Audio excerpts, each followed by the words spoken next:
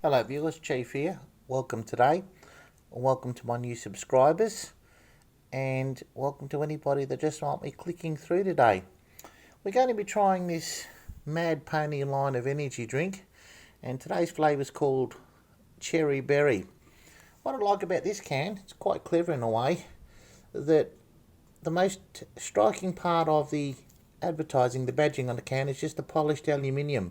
There's only minimal inking on the can, just for the print and the text, the initial logo, but there's no sleeve to it. That's just the polished aluminium from the can in the manufacturing process. So it's quite clever.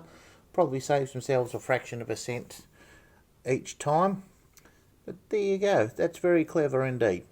Now this is Cherry Berry, and I am a connoisseur of cherry flavoured things, so let's open this one up, and I'm quite looking forward to it. Let's give it the old test and see how much gas escapes from the can. There was quite a lot there, and as you can see, there was a couple of big spits on the edge of the glass. We'll just tidy this one up. Now, I haven't shaken this can. It's been sitting down for about 15 or 20 minutes flat, so that's what was in the can. It was quite violent. You can see there's a lot of big spits on the top of the can there, and this is what I call a can of drink. This is how it should be. Should get that stickiness all over your fingers, just like when we were kids. Let's see if we can smell that cherry. That is very strong. That's a very, very strong, sweet cherry smell. And it seems, judging by the top of the can, it seems to have a very rich cherry colour. So let's pour this out. And you can see some big, violent froth bubbles there. There's lots of spits nearly right up to the top of the glass. There's not many bubbles on the side of the glass, which is surprising, but they are big bubbles. That ice cube is really bobbing up and down quite violently, so that's probably 90% under the surface, and these bubbles are coming up and hitting it, and they're agitating it from side to side. You can't see through the glass because it's such a rich colour. Let's give it an aroma test. Oh, the first thing I smell is cherry, just sweet cherry.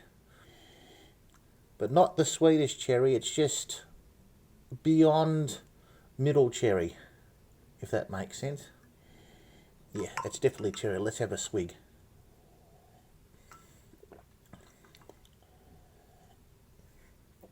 On a scale of 1 to 10 for bitterness, this is probably 7. There is a sweetness from the cherry as well. So it might have some little berry juice mixed in there, maybe some blueberries or raspberries or something along those lines, or acai berries. I still haven't Googled them, but they sound interesting. But you wouldn't mistake it for anything else but cherry. It's very sweet initially, then you get that bitter cherry kick from the middle part, and the aftertaste, strangely, is sweet. So you're getting the whole two spectrums, and you're going up and down and up again.